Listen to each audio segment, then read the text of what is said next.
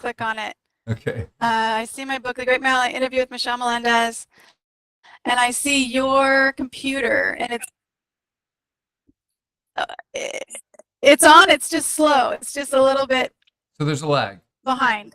There's a lag. Okay, let's just go ahead and get started, and we'll just edit out the beginning of this when it reposts. So anyway, guys, Okay. technical issues, but that's the way it goes when you're sometimes reporting this type of content is what I found. So hopefully the video won't be taken down, and hopefully we won't get any more shadow ban than we've already been, but we're going to move forward. So without any further ado, thank you so much for joining the live here. If you're new to my channel, I used to be all about teaching everybody everything there was to know about Hawaii and its real estate that you won't find in the listing. But now it feels like I'm a little bit about teaching everybody what there is to know about the fire in Lahaina, but you won't find in the mainstream media, of course, because they're not reporting any of it. And what they do report seems to be misinformation at best. So one of the champions of truth here in the islands is a lady known as, of course, Michelle Melendez, who I'm interviewing here today. And she just recently came out with a book called The Great Maui Land Grab. And if you haven't grabbed The Great Maui Land Grab yet, I highly encourage you to do so. There will be a link in the description of this video. But we're going to have this wonderful opportunity to ask some questions of the author and hopefully spur you guys to action, to not just read the book, but to wake up and to help other people wake up to what this is all about, because this is about so much more than a fire here on Maui. And like I said many times before, if they can get away with it here, it's coming to a town near you very, very soon. Mm-hmm. So the sooner you learn about what's happening, the better you can protect your freedoms, your country, the Constitution, and most importantly, your community from this horrendous strategic plan that's been in motion for a very, very long time. So with that said, Michelle, thank you so much for joining. And let's just start out with my first question is, what inspired you to write the Great Maui Land Grab? Let's just start with that. Yeah, well, so much mahalo for having me. I live on Big Island. My family's been here for 30 years. This is home for me. And like you said earlier, you said it's coming to a town near you. My 3 homes that I grew up at, 3 towns, Oroville, Paradise, Chico, California, all burned. And Oroville burned 2 weeks after I visited. I actually gave the book to one of my elementary school friends that I was visiting, who very much a normie, didn't know anything that's happening. All of a sudden she's being evacuated, and she calls me up and she's like, Michelle, what's going on? And I said, read chapter 10 in my book. And chapter 10 is about, it's called Who Owns America? And this is not a country that we think we live in. We are not. This is, the Constitution is basically put to the side right now, and the banking elite families own this country. But to answer your question, what got me started was I was already being an activist for what was happening with the jab, and I don't want to say anything else more than that, but I was already being an activist. And when that happened, I paused for a moment, because I looked at the fire and I was like, this is not, something's wrong with this. And then when the Hawaii governor goes to the United Nations and speaks about a wildfire to the world leaders and says that it's because of climate change, I said, okay, it's gloves are off now, because if you're watching this, that is a narrative that they want us to believe. And in the book, you're going to learn, you're going to see experts. There's over close to 2,000 credentialed scientists that have stated that there's no climate, and then I'm just going to pause after that, emergency. And also you're going to see the narrative that these meteorologists, climatologists, geologists have to say about what's happening with the earth. And I just want to tell people that this one meteorologist, his name is Dr. David Dilley. He worked for the Navy as a meteorologist for over 30 years. I think it's actually more than that. And he said that we're in what's called a Milankovitch cycle, where the sun was closer to the earth 800 years ago, and we're moving into a cooling phase right now. So there's a reason why the Hawaii state governor goes to the United Nations for this narrative, because I'm thinking to myself, Why is a governor going to the United Nations? Whenever has a governor gone to the United Nations for a weather emergency, something that happened? Never. The reason is because it goes with the narrative that they want us all to believe. And that narrative is false. And the reason why they have to have us believe this narrative is because the people, the banking elite families that own this country and own most of the world, they have invested in smart cities, in renewable energy, and that is what they want to see these towns moving toward. In fact, I was just at Maui. I flew over there 2 days ago for the hearing for the federal response on the Maui wildfires, and I'm so glad I was so late, because I caught the last 20 minutes of it, and it just that alone turned my stomach. The Congressman Ed Case said, we're going to be giving you billions and billions of dollars. He's talking to the Maui mayor. We're going to be giving you billions of dollars to rebuild Lahaina. You know, what are you going to be doing with it? And the mayor says, well, we're going to have a plan in October. We'll be able to tell you what we're doing in October. And then I went up to the congressman and I said, you've already given billions of dollars. Where is it? Where is it? The Lahaina people got $700, and then you gave $500 million to FEMA. Where's the money? Because they're not building. They've given 20 permits. 20 permits after a year. 20 permits to rebuild. That's it. Over 2,200 lots were destroyed, and they've only given 20 permits to rebuild. All of the places, and I've taken pictures and videos. Lahaina is still, it's gone, and they have now removed everything, but they put gravel on now where these houses used to be, and the homeowners have to pay to remove the gravel. So it's like, what? First of all, why did they put it there in the first place? And they gave 20 permits so far out of 2,200. So Eric, I just want to say so much mahalo for having me on your show, because on your channel, because the more people that know what's going on, not just with Maui, but also in the book, it talks about Paradise, it talks about the Tubbs fire. It also tells people, again, who owns America and what is coming. What is coming. And you can get the book at Great Maui Land Grab book.com. And the last thing I want to share before we go in even deeper is that if you're watching this, please look at your own planning department. Go to your planning, your general plan for your planning department, and click on your general plan.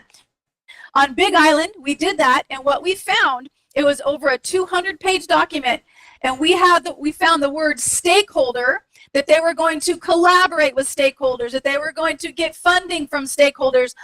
The word stakeholder in the Hawaii Big Island General Plan was written 47 times. The word homeowner was written 0 times. So there was a bunch of us that sent testimony to our planning department to say, hey, this is not okay. We want to see this change, that change, this change. And they listened to us. They actually changed the Hawaii Big Island General Plan. We do have power, you guys. I think that our elected officials, a lot of them don't know what's going on. And I think that by us, taking action, sending in testimonies, reading our general plan, seeing what's coming and what's planned for us, and taking steps that move us toward a direction we want, versus ignoring things and acting like nothing's going on. Because if we do that, this world will be in a totally different place that we do not want. But we have the power, you guys, and I know that you believe in God, Eric, and I do too. And this is a spiritual war, so also creating a relationship with your higher power is really important right now. Absolutely. And taking the scales off of the eyes of people and understanding what's actually going on. And in your book, The Great Maui Land Grab, there's so much to unpack in here. I mean, there's so much. I mean, you've really done a very thorough deep dive, not just into what happened here on Maui, but sort of the shift, if you will, from we the people to it's all about we the corporation, we the stakeholders. And there was a quote that you had in there, which is something like, if there's enough money, I'm not worried about the laws. In other words, everything gets superseded by throwing enough money. And you quoted one of the council members after Rothschild. they passed the dump initiative. Even though there was a huge public outcry, they just basically steamroll right through what the public has to say. And he said it so well. He goes, well, there was a bunch of money we wouldn't have gotten had we done this. And so what they're doing is they're really controlling our government through money. And even things like Governor Green that gets elected with $4 million of outside funding, that's like, well, who's buying the governorship? And then also, and one of the things that really blows my mind, I'd like to ask you this question, is when you have the governor suspending laws that goes against the Constitution, why isn't there an immediate legal backlash? I know there was some lawsuits that came out against the emergency proclamation, but it's almost like what they got away with during COVID, they're now showing that they can do it again by issuing safety and emergency protocol that basically supersede the Constitution. So is the Constitution really just toilet paper at this point in time? I mean, honestly, is it? Yes and no. First of all, it's all about contracts. So what happened during the Civil War is these banking elites, these foreign bankers, Rothschild, and the list is in the book, but all of these foreign bankers, what happened was they were funding both the North and the South sides of America during the Civil War. Well, after the Civil War, the bankers didn't care who won because both sides are bankrupt. So what happened was the United States of America turned into the United States corporation in which these bankers own America at that point. And they actually, what they did was they put, they collateralized all of American citizens. This is why this is what the 14th Amendment was about. The 14th Amendment created U.S. citizens. See, you're not a U.S. citizen. You are a living soul. You are a living soul under God. You are a man or a woman living soul under God. And what happened was the United States corporation collateralized you as your birth certificate, turned you into a fiction, a corporation. You don't even know this. Your parents didn't know this. All of a sudden, people are registering their children. I believe it was after 1930, and the Maternity Act that did this. And so what happened was it collateralized all of us. It collateralized our property. Why do people have to pay property tax every year if they own the property? It's because it's collateralized for the bankers. It's not your property. So I actually have Captain Matt, who's the fire captain in the book. He actually doesn't pay property taxes anymore. He's actually gone through. It's all about contracts. Everything is about contracts. So to answer your question, the United States corporation is contractual. So the emergency proclamation, which absolutely goes 100% against the Constitution, but they did this because it's under contracts. So the Congress created the, I think it's HR 127, which is the Act for Emergency Powers, which is against the Constitution. But they did this because it says in the Constitution that Congress can create laws. And so even though it goes against the Constitution, everything is contractual. And the people, we don't know or didn't know, a lot of us are learning how to hold them accountable. We sign petitions, we protest, that doesn't do anything. Some of the testimonies, like I said, with the general plan, that works, that does help. But testimonies, you saw this better than I did in Maui when 800 people go in or I don't know how many thousands go in and say, do not do the Alualu dump site, and they put it through.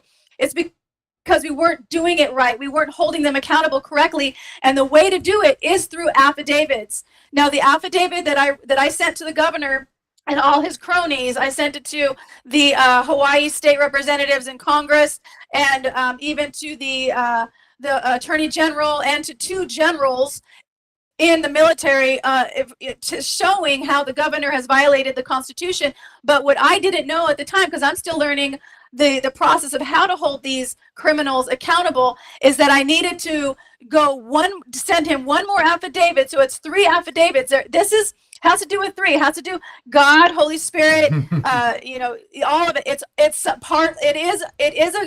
It is a spiritual war.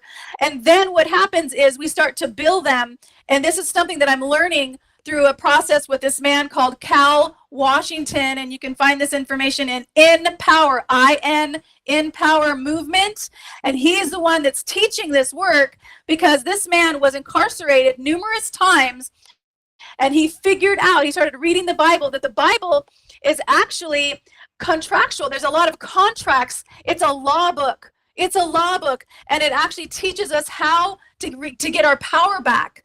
And so so I'm learning this, and I'm going to be taking the next step against the Hawaii governor and the Maui mayor, who I was able to speak with when I was there in Maui. I told him that he's going to be. I told him that Lahaina was attacked and murdered, and he's going to be held accountable by his maker for his actions and what he did and did not do. Any response from Mayor Bisson when you said that to him? Oh no, he completely ignored me. He tried to look away. He was looking at Pete. He was like looking around, like who's gonna come? Because I wouldn't stop. I said, I told him. I said, you tell people that the roads were open at 6 p.m. when Lahaina's burning down, and so he didn't have any response for me. He didn't have it. And there was a woman there that was trying to speak over me, asking me if I was from Lahaina.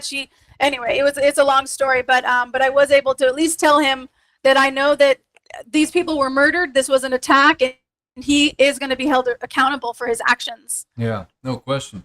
So besides getting informed, right?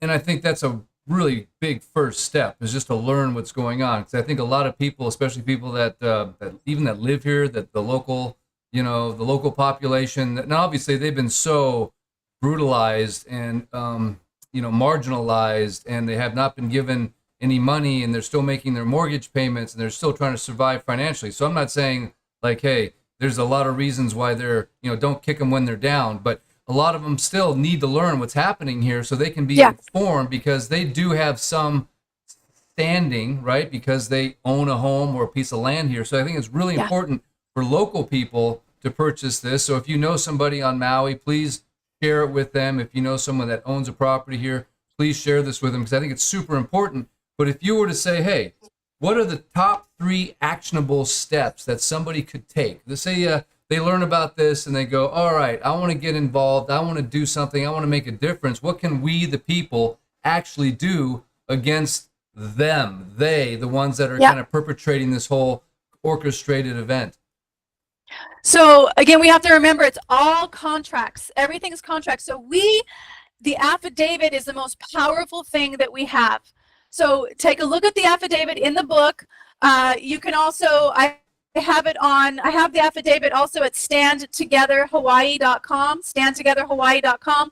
It's under action. So if you want to go to the actions, you'll see the affidavit. You can download it as a PDF and use that. Look at your own county councils. Like I'm also going to be sending, which I already have sent, Heather Kimball here on Big Island, who's also a Nazi in my opinion.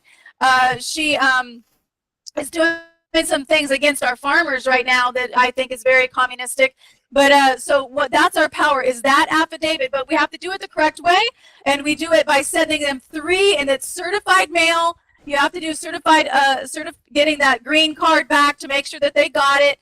We have to keep all of our documents in order, and then what happens is we start to build them, and that's just something I'm learning. I'm learning how to build them.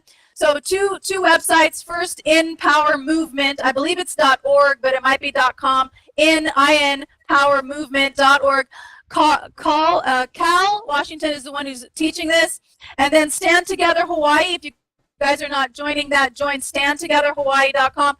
Join the email list, because I send out emails about what we can do on the Hawaii Islands when there's something that's happening, either in the state or here on the Big Island, or if somebody on another island sends me something and says, please send this out. I send out actions we can take together. And also we'll be doing a class and teaching people how to do this. But I was not the only person who sent the affidavit. People from all over the world sent that affidavit to the governor. So he's definitely gotten it. But now I need to go to the next step, which I didn't know about, because I'm still learning this stuff as well. I knew there was an affidavit, but the process is, here's the thing too, is we don't know. Our signature is so powerful. Our signature is money, literally. And so creating bills for him based on the fact that he needs to be removed from office. And that's what all my prayers, I always do prayers at the end of all of my YouTube videos, and I call it in. We are peaceably, we are watching as these people who do not value human life are peaceably removed from power or voluntarily step down. And I see that in my mind's eye, calling that forth, giving so much gratitude for the divine creator for making that happen. So that's the other thing too. Those are the 3 actions. So it's affidavit. You have to educate yourself on this information, and it takes a process. Why is it that people are always, trying to just barely make ends meet, or they want to watch television and they want to have alcohol, and thousands go to the Super Bowl? Distraction, everybody. It's all about distraction. This whole thing, in my opinion, with Trump in the court cases and all that, all distraction. Because if they can keep us distracted, then we don't see the planning department and how our zoning is getting changed, and how they're not for Big Island. Our farmers do a lot of work trade. How they're changing that. They don't want work traders for the farmers. But here's the thing: if you're a farmer, or if you're anybody, and the planning department sends you a letter, the best thing you can do is to write them a letter back and say, okay, that's fine. You want to come and check my property? Please show me the contract that I signed with you, allowing you to come into my property and tell me what to do with my property. Show me where I signed an agreement with you that you can come into my property, and I will gladly let you in. Otherwise, they're trespassing. You guys, they are counting on us not knowing our rights. They are counting on us not understanding that everything is contract based. Yeah. So that's what people can do. Well, that's one of the interesting things that I saw happen after the fire, right? I mean, all of a sudden you saw this police state move in, right? And so that to me is a real thing. It's like they're putting up fences. They have security. They have FBI. They've got police. They've got county sheriff people. They say you can't come in here. They have checkpoints.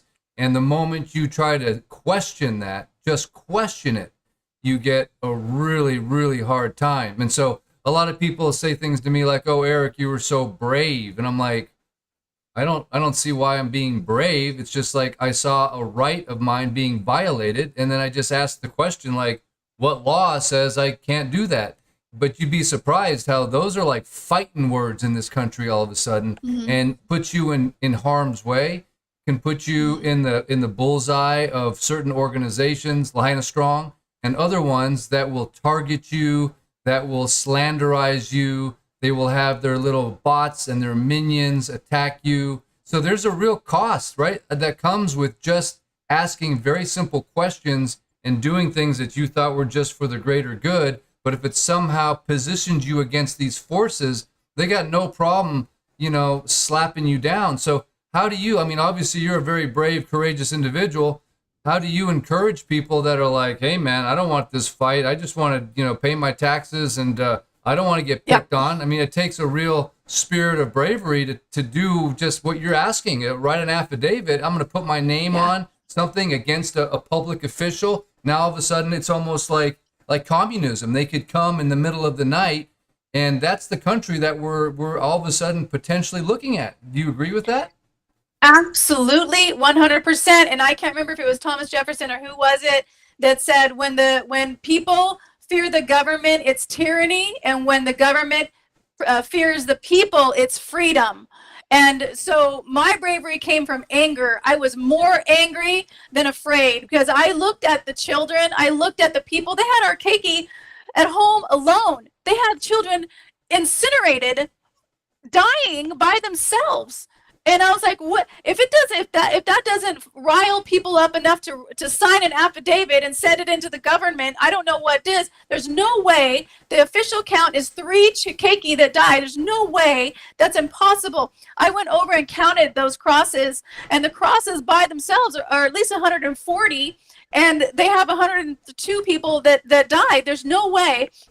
There's just absolutely no way that's the only count. And then I've interviewed Ellie Cochran, who says if people were in the water and held on to something, the wind was so strong, it would have dragged them out to sea. They'd be gone. So there's supposed to be 0 missing people. That's impossible. The count is so so wrong. And that's what fuels me, is that I say, not on my watch, not on my watch. And yes, I'm here on Big Island. I only met people in Maui, because I've gone over there a few times, but that's still my ohana, because these islands is where my heart is. And it really, it's being just a person, a female, a woman, a living body.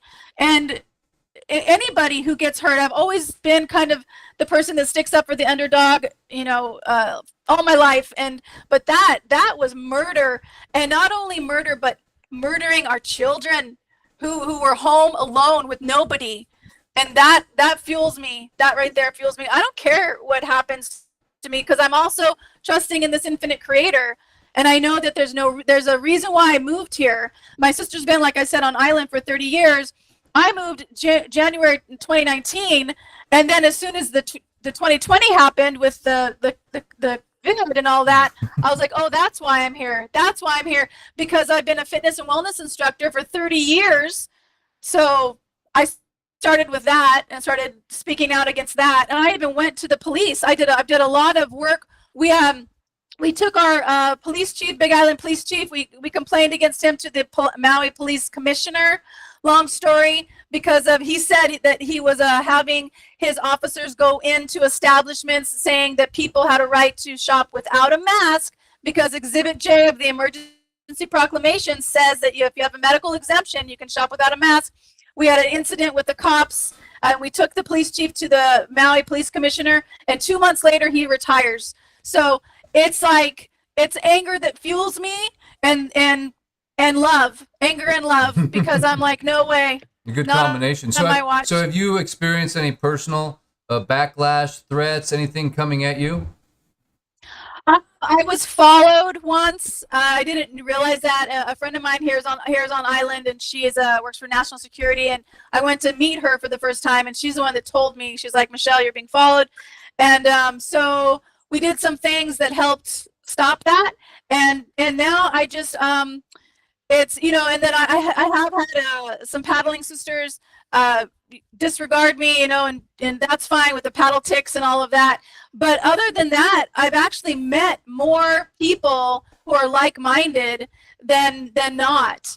And the people that disregard me, that's okay. That's okay, because eventually they'll come around. One of my paddling sisters who completely ignored me, now she's saying hi to me and giving me shakas now. And so it's like they eventually come around. So if you guys are just joining the live stream, we're interviewing Michelle Melendez. She wrote The Great Maui Land Grab. And one of the good things about this book I love is the fact that you've gone through and you've really, in a well-organized manner, have highlighted all of the anomalies of the fire. And so I made a video right after the fire, maybe a month after that, where I kind of checked them all off. I'm like, no water, no electricity, no Wi-Fi, no cell phones, no power, police blockades, no sirens. I mean, it's just this laundry list. It's this insane, improbable laundry list. Like, all of that stuff couldn't have gone wrong or happened. The police chief gets hired after you're supposed to have at least 1 year citizenship. He also surpasses everybody else that's up for that job. Herman Andaya, the guy that ran the emergency management, he didn't have any experience, and he also mysteriously gets hired into that. You've got the logs with all the redacted information of the people that were in the emergency management center. You have the mayor that announces that the streets are open in Lahaina at 6:30 at night on a Facebook Live, and that's the town had already burned. He was completely clueless that this was happening. I mean, I could sit here and talk for the next 30 minutes uninterrupted about all the anomalies and how they don't make any sense. The cars that burned, that were in the middle of nowhere, the fact that the fire moved all over the place, even though there was a predominant wind going from the mountain to the ocean, the fact that Lahaina never has any wind, yet it was like all this concentrated wind that supposedly came from a hurricane that was 600 miles away that wouldn't even create. Yep. I mean, you could literally just go on and on. So my question, there's a question in here, which is, in your mind, if you had to distill the top 3 anomalies that are, they're basically, for lack of a better word, smoking guns. It's like, this is so crazy. What do you think would be the top 3?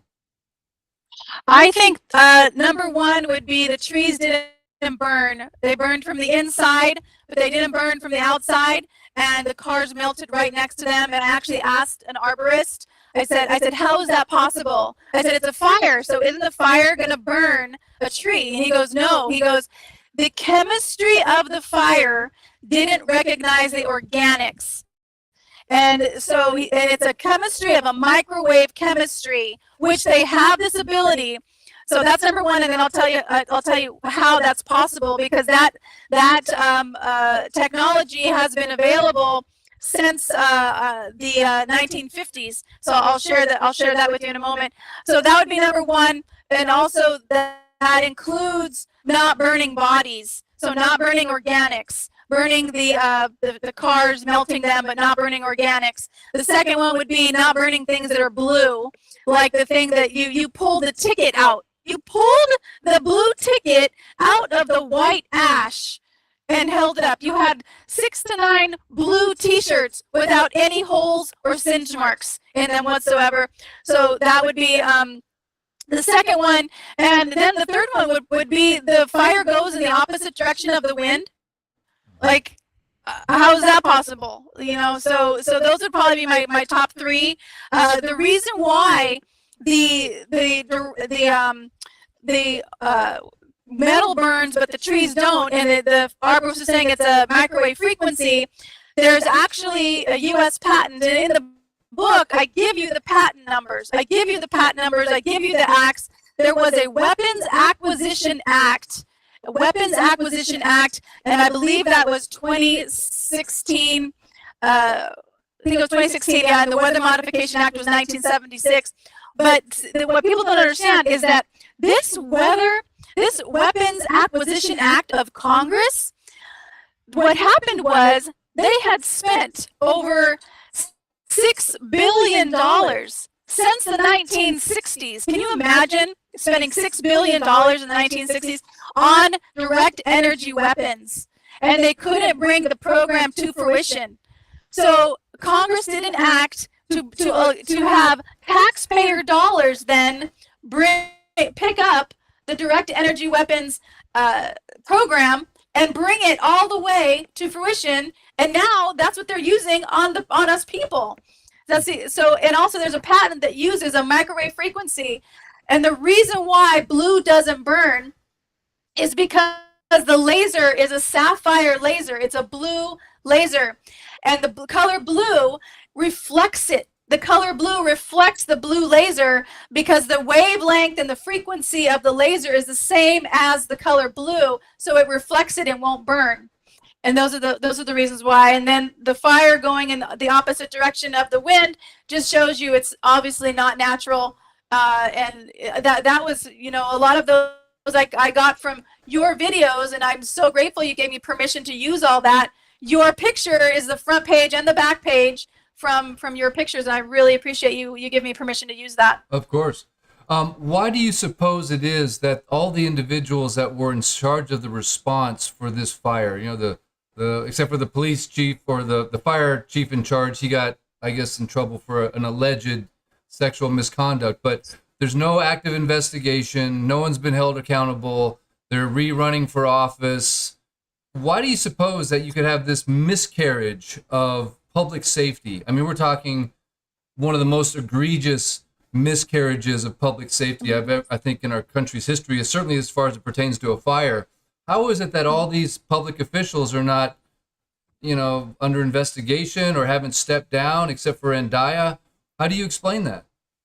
It's because the country has been taken over, you guys. This is no longer the United States of America. It is the United States corporation. Every single agency is corporatized.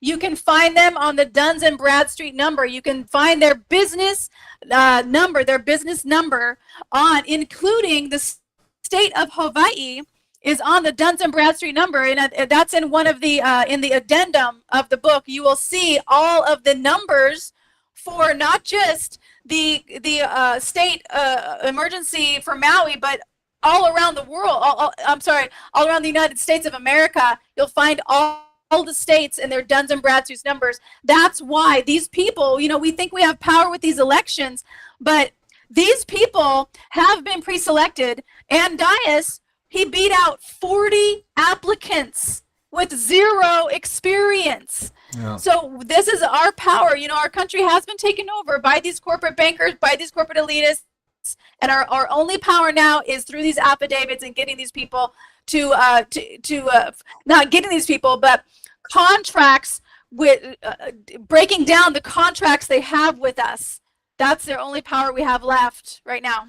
Is there a possibility that they're really, I mean, I don't want to sound negative, right? But is there a possibility that in the face of billions of dollars, in the face of this infiltration of our government, in the face of these corporations that they obviously have contracts and the bankers and the backing and the UN, is there just a possibility that we're just fighting a losing battle and what we're doing is just the last cries of freedom before communism and socialism takes over the planet? I know that it feels that way because sometimes I feel that way too. But I also have a friend who says, Michelle, we wouldn't be here if we didn't win. And I know in my heart, I know there's this divine creator that is always with us. And I know it's our job to get these contracts negated and pull these people out of office through the only way we can, which is through the affidavits. I know we win in the end. I know that. I know that there's at least two times as many angels as there are demons. And I feel what needs to happen is people need to look at what doesn't work and stop doing that. They are trying to keep us focused on the protests and the petitions and all of the stuff which does not work. So what works are these affidavits. There's even this this affidavit process pulled the Queen of Denmark out of she abdicated her throne because 14 people did the complete affidavit system contracts and actually had her contracts negated, and she actually abdicated her throne. And I don't know if it was last year or this year, but it is powerful. We have had this work in the United States of America. That is why I'm following Cal Washington of In Power Movement. That's our power, and that's who I'm learning from. I actually sent him the affidavit that I sent to the governor. I will be doing the next steps next week because I think that's our power. We have to learn where our power is, and the Bible, which is a law book, it actually so many contracts in there, but we don't see it. Jesus said, "You have eyes, but you do not see." So I've been working my booty off to try and see what can we do. And one thing else too is to ask. I always ask, universe, great spirit, what is mine to do? Show me the next step. I just want to know the truth. That's how come things will come to me. Things will come to you.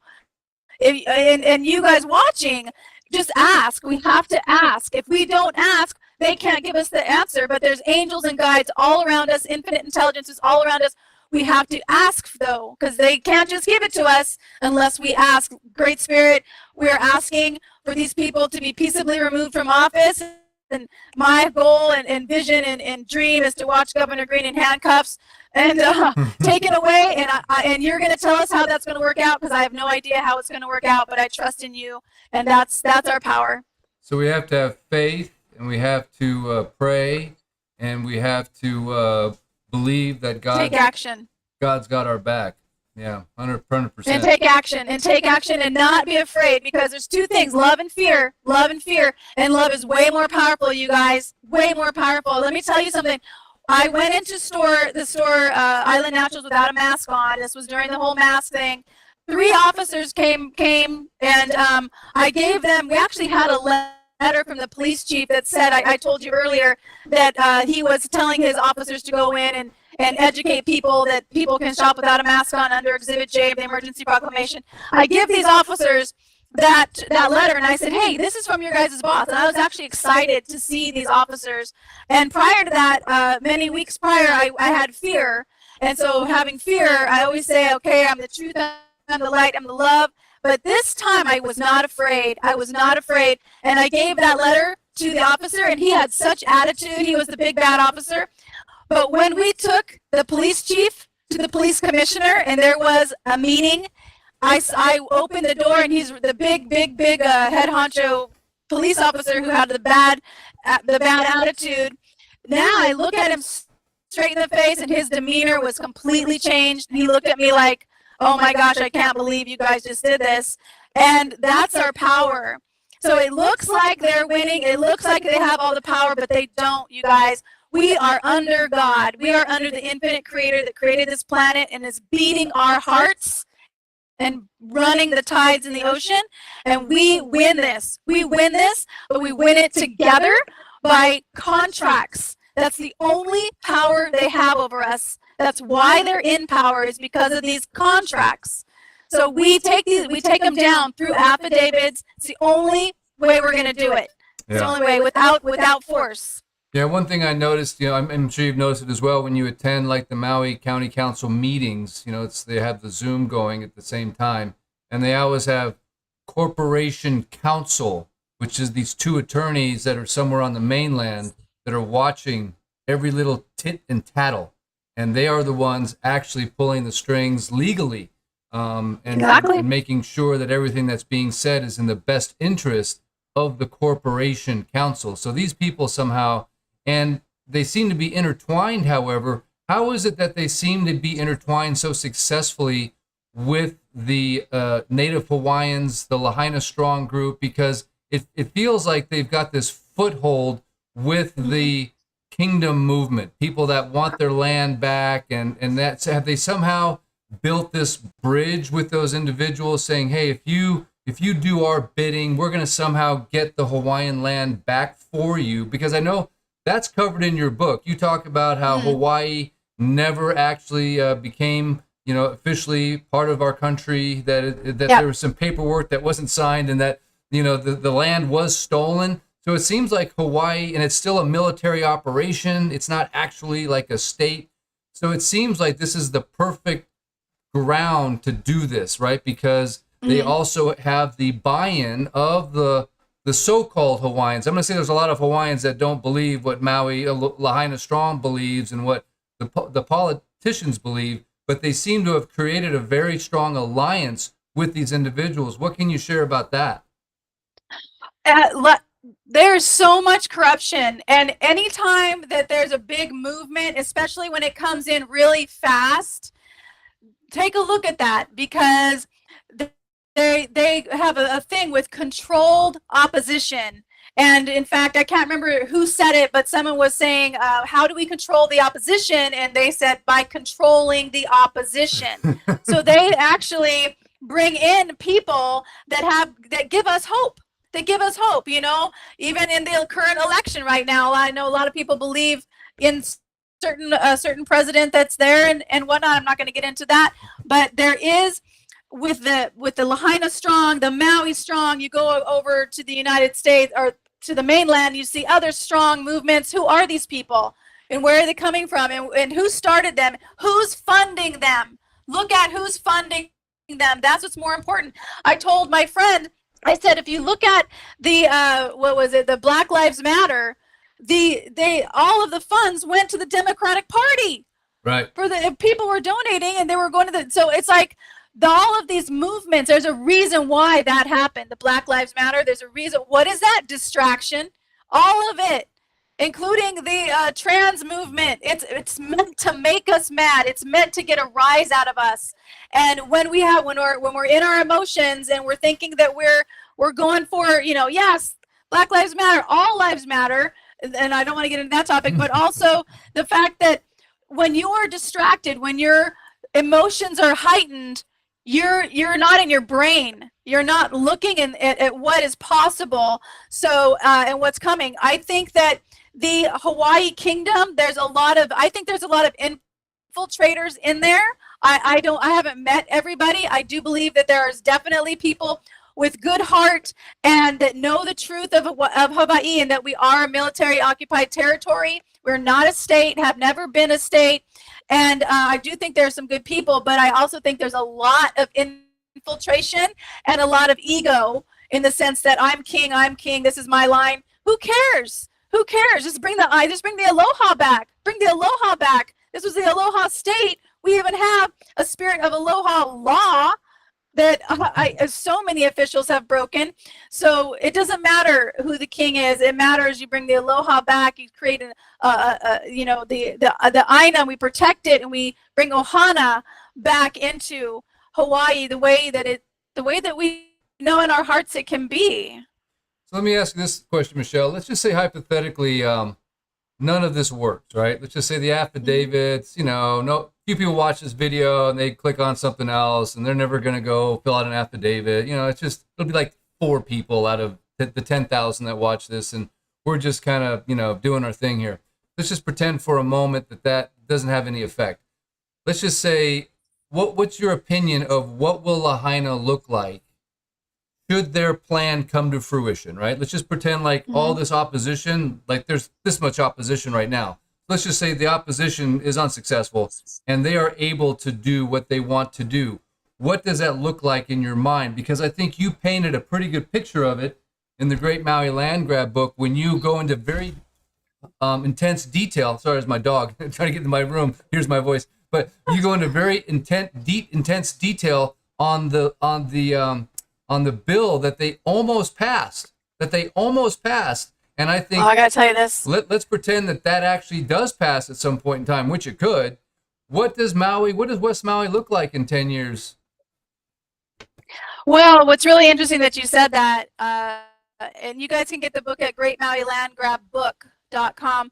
I was talking to Ellie Cochran. She said that bill that I talk about in the book, which is 3385, is going through without it being passed. That's what she said. And this bill, yeah, she said they're taking action to move forward, even though it hasn't passed. And so what this bill is, you guys, is they're taking it's insane. They're taking the entire west coast of Maui. Lahaina's a little dot, and they're taking the entire west coast of Maui, taking it out of the governing board of the Maui governance, giving it to 9 people, and the list it's astronomical. What they're doing is because they want to create Maui as the first smart city, because back in 2011 and 2016, Hawaiian and Japanese stakeholders, these unelected officials, voted they want Maui to be the first smart island.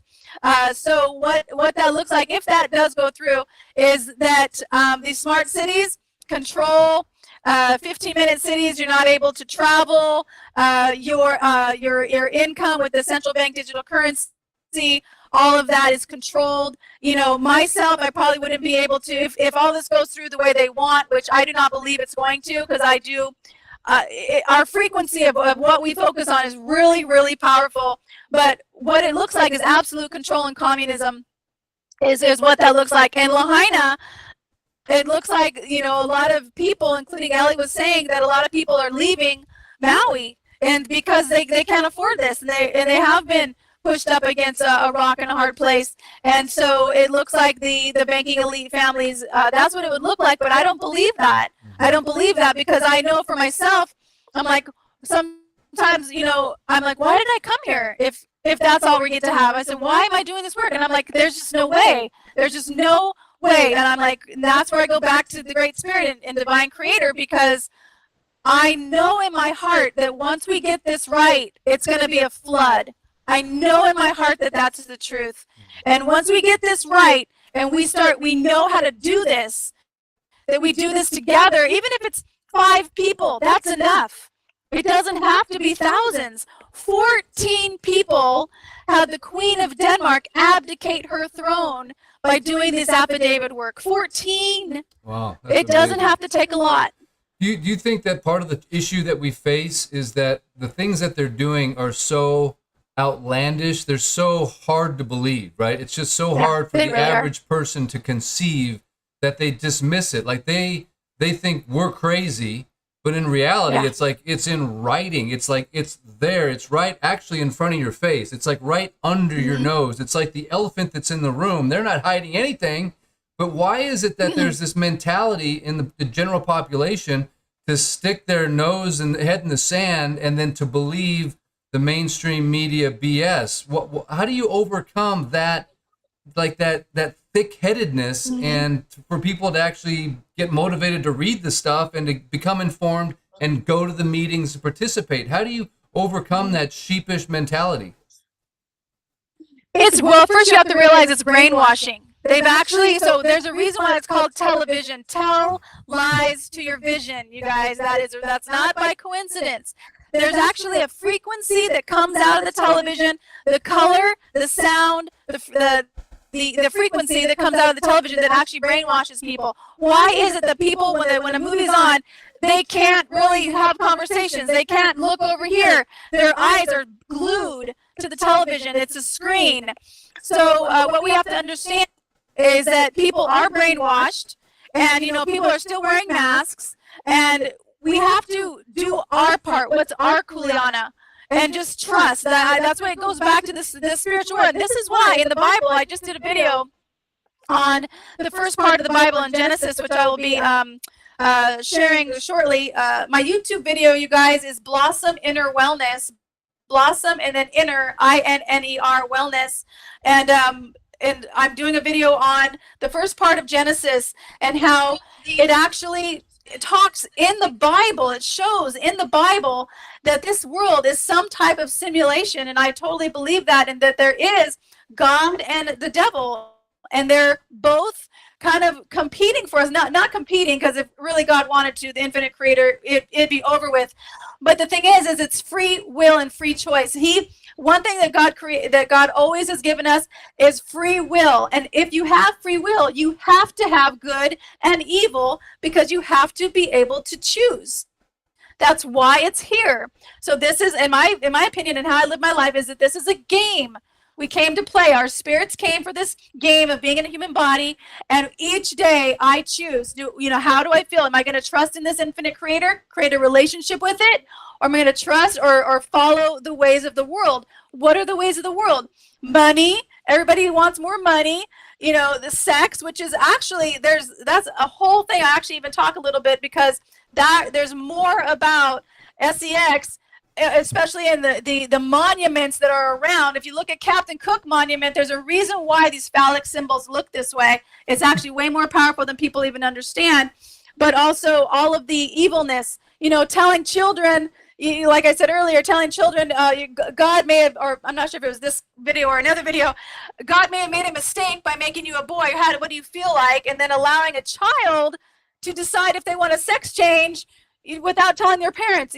That's evil. That's evil. So it's like, what's it going to take? What's it going to take? The best thing the devil did was to have people to believe he doesn't exist. He's here. He's here. And if we follow our intuition, follow our heart, so align it with love, and then go for whatever we feel is ours to do with no fear, because God's got our back.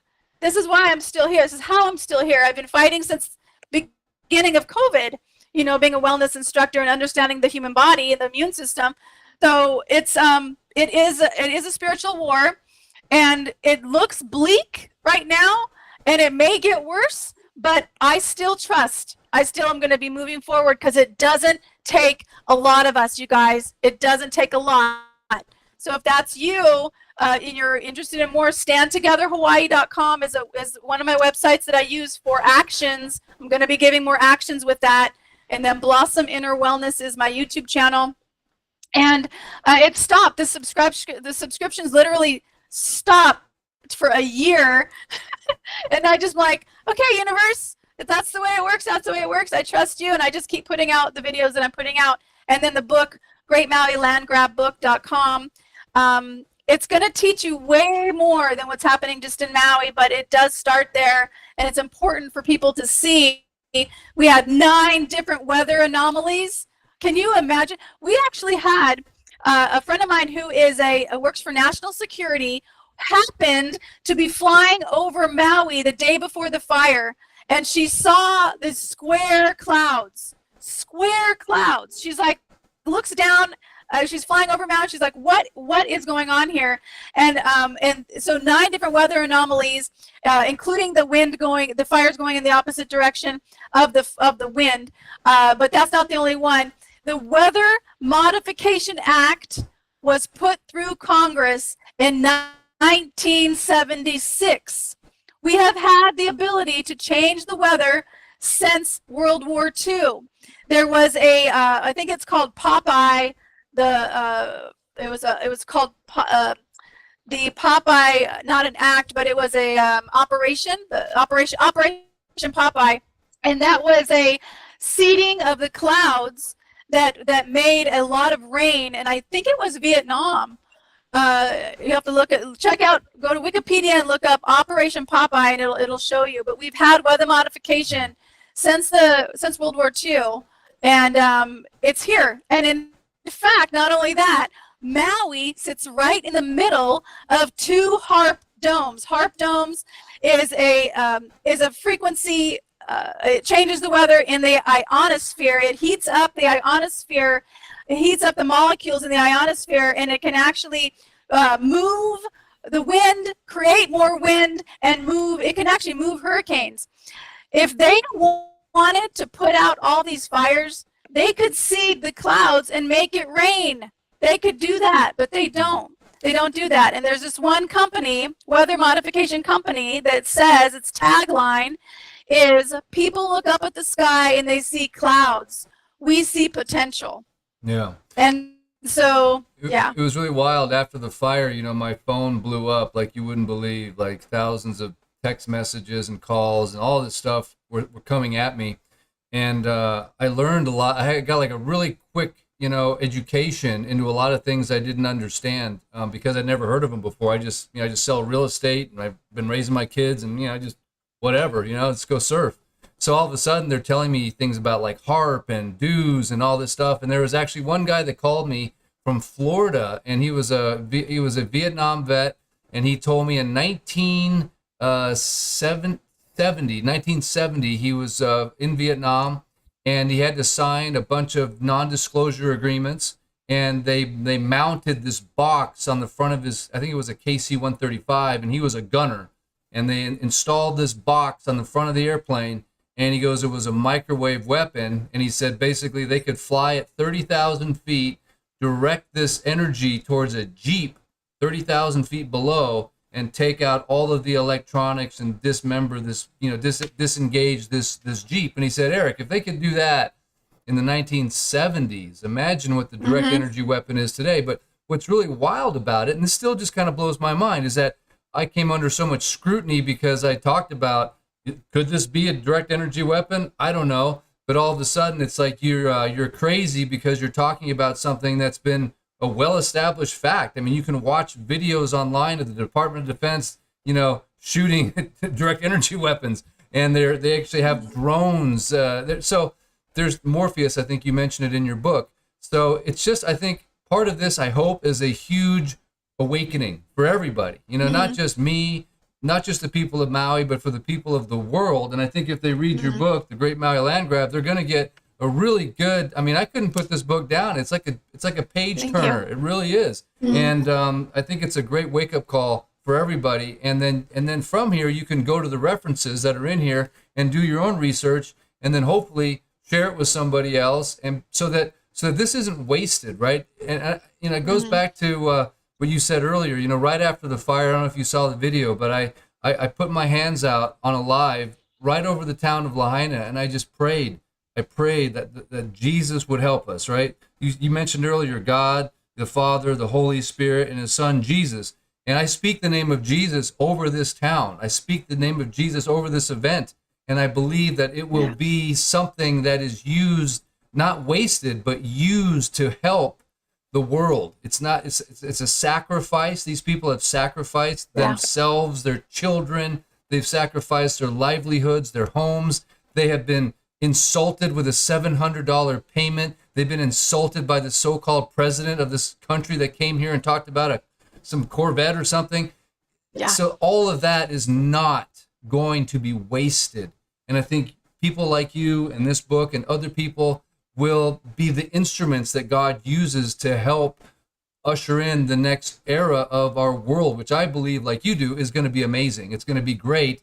And these evil people will be peaceably dismissed, and they will go away. Hopefully they'll convert. Hopefully they'll become good again, and hopefully they won't be bought out. But I'm with you, Michelle. I believe that this is going to end for us and for Maui and for Hawaii and for our country and for the world.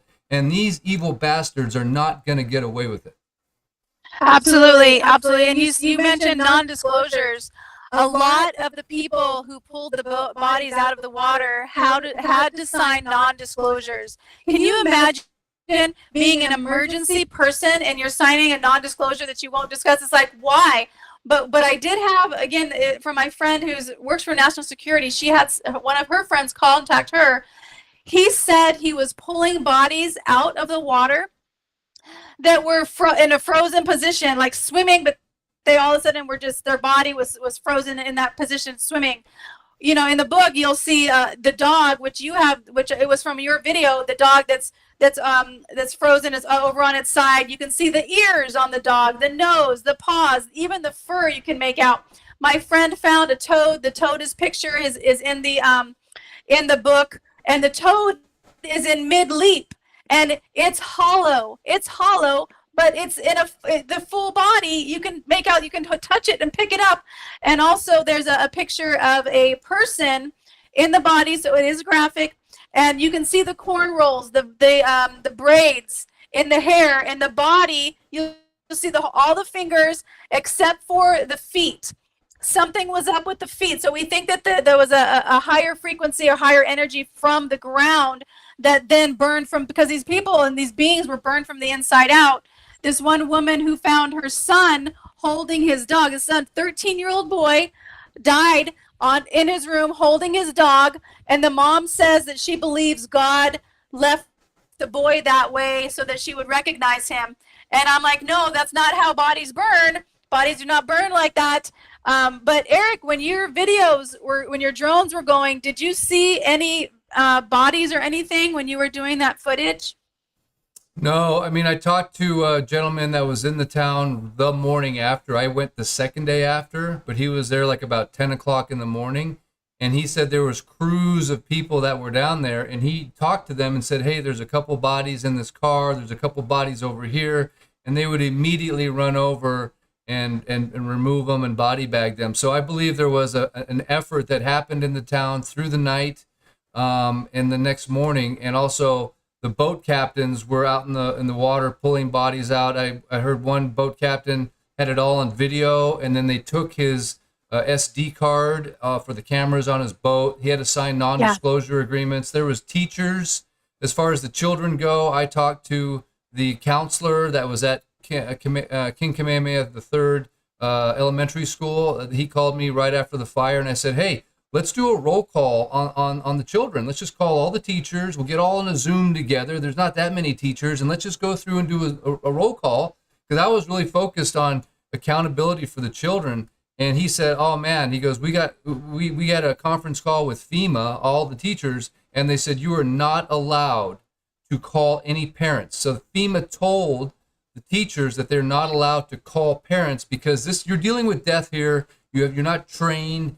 Do not call the parents. And so, it's just it's just crazy. Again, you could go on. For example, the water, right? There was no water used to fight the fire. Okay, we didn't run out of water, right? There wasn't like 10 fire trucks that were spraying a bunch of water. You would turn on your faucet and there was no water 10 o'clock in the morning before the fire had even started. So the water was turned off. Yet everybody talks about this diversion. Okay, there was nothing diverted. I'm sorry. There's not some taro field on the west side of Maui. It's a desert, right? And by the way, those fields that burned are owned by Bishop, right? Bishop is King Kamehameha. Oh, that's right. They have billions. I think they have $8 billion in cash. They could afford to trim a field. They could afford to sprinkle a field. But to think that they say we have a water crisis on the west side of Maui, Mauna Kahalavai is the second rainiest spot on Earth. They used to irrigate billions of gallons of water every day all over Maui, because there was 50,000 acres of irrigated sugarcane and pineapple, but they're just not doing it anymore. So they have allowed Maui to dry up, so it's very brittle. Wow. But the fact that there was no fire in the fire hydrants has nothing to do with water rights and diverting it to the ocean. They turned off the water, and then the next morning the water was back on, because the streets are flooded in Lahaina the very next morning. I've got the pictures. I just got them 2 days ago, because all the water meters were spraying water up into the sky. The water was turned off, I've learned, because you can't have water when you have a microwave happening. Oh, that's right. Right. It would electrocute people. It's one of the reasons they say people jumped out of the towers at 9/11. They think what happened is the sprinklers came on inside the building and these people were getting electrocuted. And so they jumped out of the buildings. That's one of the theories. If you've ever read the book, I have it around here, called Where Did the 9/11 Towers Go? Where did the towers go? They were dustified. It's a very similar weapon was used. But again, they had control of the mainstream media back then. And that was our only form of media, right? We had NBC, CBS, PBS, ABC. So we all heard, oh, the towers got hit by an airplane and this is what happened and this is who's in charge. And they cemented that into the public consciousness on day one, in the first hour, without even having an investigation. Whereas Maui, they tried to do that, right? They blocked all of the media. There was people that came, tried to get to the west side of Maui. If you remember, there was roadblocks on both sides of Maui. You couldn't come here. If you showed up with a press pass, you got turned around. People called me with press passes. They're like, hey, I'm with this mainstream media, big, I can't get over there. I'm like, I know. So because we got some information out early on, we were able to maybe change the narrative that they were trying to implant into the consciousness. And to this day, if you go to YouTube and you put in Lahaina fire, are you going to find my videos? No. I am the only guy live streaming YouTube videos on location. YouTube gives a lot of credit for that. If you live stream somewhere physically in that location, you go way up in the algorithm. You can't find my videos. They're not there. Now, if you put out videos that are very neutral, like there's other realtors here that put out real, very neutral messages because they're scared, they'll put those messages at the very top of the algorithm, but you won't find anything that's close to the truth. So how do you explain a company like Google and YouTube that basically redacts and demonetizes and eliminates people for this particular topic? Is it somehow related to the same censorship that they were doing during COVID? Yeah, absolutely. The media is owned. All the media, including Facebook, Google, is all owned by these banking elite families. In fact, in the book, it actually tells you the percentage of how much they own CNN and Fox, but it's all owned by these same companies because they have to control the narrative. They have to be able to tell people, what they want people to believe. And I've been censored right and left. One of my 9/11 videos got taken out. I did something on apricot seeds, and that got pulled. I got a strike. So these people, our freedom of speech is no longer free. Even TikTok, I put something out on how the food is being coded by the United Nations and the World Health Organization, and that got censored because, check this out, they told me that I was not in integrity or authentic, and that's why they pulled that video. A TikTok 3-minute video and on how food is coded by the UN and WHO, and they tell me I'm not being authentic and I have no integrity. And I was like, so it is, that's what we're up against. And that's okay. That's okay, because still God wins. I always go back to that because it feels overwhelming. It feels like what? Because Eric, Lahaina's still closed off. It's still blocked off. I went over there for the anniversary, and I had to go in with somebody. She had a placard that showed that she lived there. It's the only reason they let us in, and the whole thing is still blocked off. And in fact, the guy told us no pictures and no video. So of course, I pull out after we pass, I pull out my iPad. I'm recording the whole thing because they can't tell us what to do. They can't tell us what to do. And it's like, I should go back over there and get their names because we can actually sue the individuals, even though I wouldn't want to because they don't understand what they're doing. But even like you said as well, when the freedom of the press is taken away from Maui, including right now, the media is not allowed into Lahaina, even though there's nothing going on. Literally, they're not building anything in Lahaina burn zone like Front Street, nothing that I can see that I saw when I went there. That is against the Constitution. We can do an affidavit against whoever is telling them to do that. We can do that. So I'm personally doing the affidavit against the governor of Hawaii, the Maui mayor, and also the Maui police chief. Those are the three that I want to see out of office with these affidavits, including our Heather Kimball here on Big Island. That's going to be my job. If you guys, and you included, want help with any affidavit on someone who is not following the Constitution, we can do that. But that is one thing we can do with the people that are blocking Lahaina still to this day, a year later, telling people they cannot take pictures or do video, which is a right and a freedom, especially if you're in the media. We can find out who's in charge of that and send them that affidavit to get that to stop. Because that's our power. Our complaining, we can do complaints, but that's not going to do any good. So, and let's just maybe end on this. Why do you suppose it is that when you have this blatant violation of our most basic rights, you know, the right to access your property, the right to freedom of speech, why do you suppose that there isn't a stronger contingent of local Hawaiians that are fighting against that? Why do these people apparently not seem to care? Why is it that it's a haole from the Big Island, a realtor, from Colorado, and Tracy Irwin that lives in California? Why is it that there isn't anyone that's like entrenched, a local in the community that cares about these things? Do you have any explanation for that? I think it has to do with trauma, because these people have had their land taken away. And when I'm with the locals, they're really kind of go lucky, and they want just normalcy for their keiki.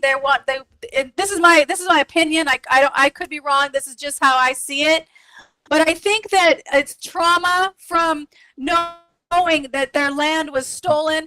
A lot of them are on this farmland document that's supposed to give Hawaii lands to these Hawaiian people, and they're on that list for their entire life, and then they die, and when they die, it doesn't transfer to their family. It just gets taken away. Their land gets taken away. So I think a lot of it has to do with trauma, not believing that anything can work, because they've tried different things. They're on this Hawaii farmland where they get nothing, literally nothing.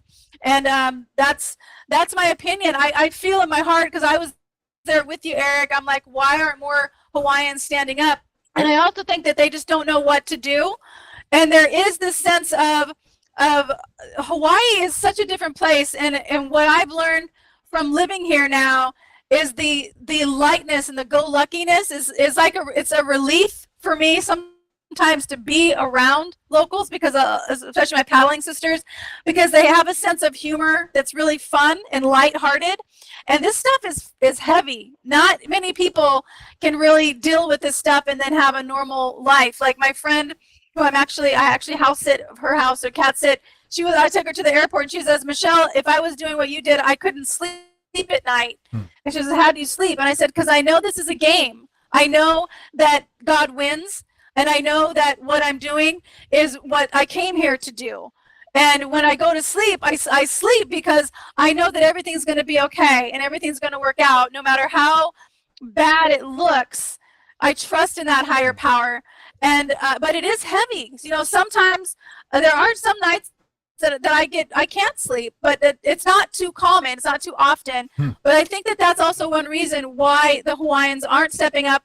I don't know if they believe it's even worth it to them, because they've tried. And just to clarify, I wasn't referring to the people that suffered a loss or lost their home or whatever. I'm talking about the people that are living in Apili, Honokawai, that are in Kihei, Kula, Upcountry, Hana, Molokai, Lanai, Big Island, Oahu. They're all Hawaiians, right? And not all of them were affected by this fire.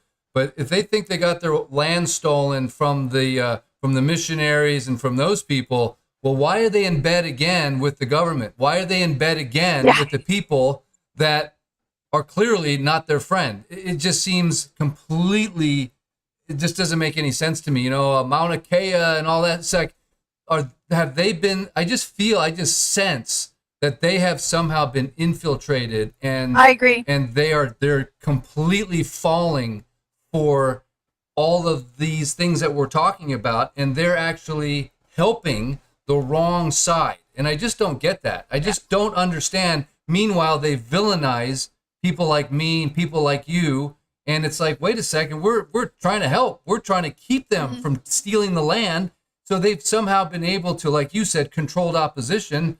And they're trying to thwart what little efforts we're doing and trying to demonize us. So it just surprises me that they have been convinced that the government is for them. It's like, if you remember Lahaina Strong and Paele, in the beginning, he was against the governor. He was against, and then you saw him showing up in photo opportunities with the governor and with the mayor. So I want to know what happened. What transpired that went from we're against the governor and the mayor to now we're in bed and we're on the stage with the microphone and everyone that shows up has got a red shirt.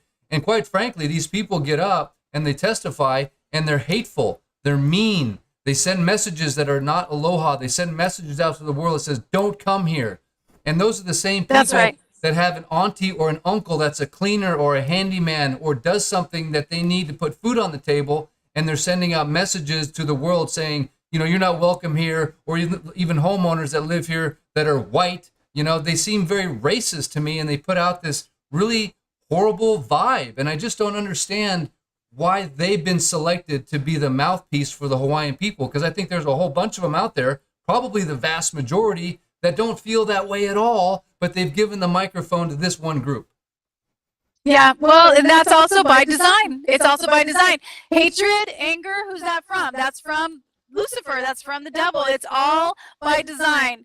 And, you know, it's like the best thing that the devil did was to have people to believe he doesn't exist. But that frequency of evil, that being, I think it's a real being, is here on the planet.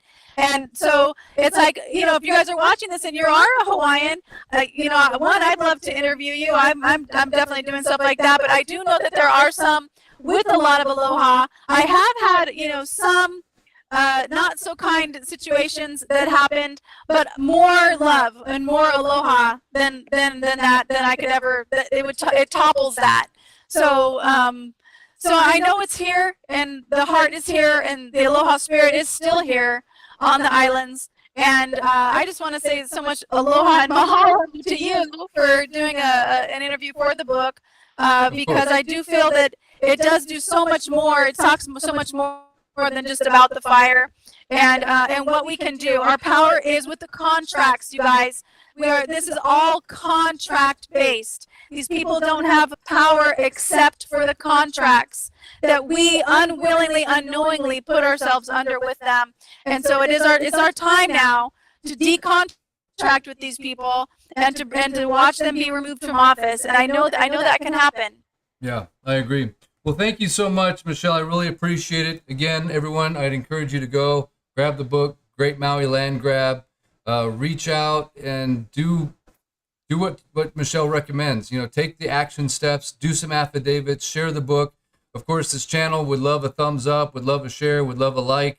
And thank you, Michelle, so much for appearing. I think it would only be appropriate that we end this with a prayer, if that's okay with you. So, oh, I love it. Dear Heavenly Father, we just want to thank you ahead of time for the victory that I believe we are going to see here on Maui, here in the Hawaiian Islands, in our country, and quite frankly, all over the world. I think we're going to see a victory. And I thank you, Lord, that you'll protect Michelle, that you will continue to inspire her, you will continue to give her outrageous, amazing courage, and that everything that she puts her hand to will be successful. I pray, Lord, that everyone that watching this video is going to order this book, and they're going to not just order it, they're going to read it, and then they're going to take action, and then they're also going to share that book with someone else, because we need to spread this word. Michelle has done such a wonderful job of assembling the information through her labor of love. And Lord, I just pray all this, not just in the name of Jesus, but I pray all this in dedication to those people that lost their lives, the children, the men and women, and the children that died in this fire, and especially for those, Lord, that are not accounted for, especially for those that have not been given the dignity of even being recognized as a lost soul. I thank you, Lord, that you will not let those lives go to waste, and you will use the power of their horrible the misconduct, and it was a weapon that was forged and waged against us, Lord. But we will turn that against them, and we will have 1,000 times more power, dunamis power, because we are backed by the power of the Almighty. And last time I checked, Lord, this country was founded in your name. It's on every constitution, and you will not allow these crimes against humanity to continue, and you will disenfranchise the people in government that are working for the enemy. They will peaceably step down and flee, and the people that are held accountable, that need to be held accountable, will be held accountable, and you will not let this crime go unnoticed any longer. We say all this in the name of Jesus. And if you agree, say amen and type amen in the comments. Thank you. Yes. So it is. I love it. I love it. And I just want to say the best website is greatmauilandgrabbook.com. Greatmauilandgrabbook.com. Much appreciation. Much aloha, everyone. Okay. Well, thanks, Michelle. I'm glad we finally did this. I'll be honest with you. I was a little bit hesitant because I've heard rumors that you are YouTube. You can be a little dangerous to YouTube channels. So let's hope this message gets out. But you're so hot over the target, right? You're so hot over the target. So I know what that's like. I've been there before, and it's a good place to be. But I hope the message gets out there, and I just believe that the algorithm's going to miss this, and it's going to promote it. It's going to go viral, and all the right ears are going to hear it. And I believe Joe Rogan's going to have you on his show one of these days. I truly believe that. Oh, that's so great, Eric. So much mahalo. And next time I go to Maui, I'll give you maybe more of a heads up, and I'd love to give you a big hug. Okay. Sounds good. Enjoy the rest of your day. Shakas. You too. Aloha. Aloha, guys. Bye. Take care. Bye-bye.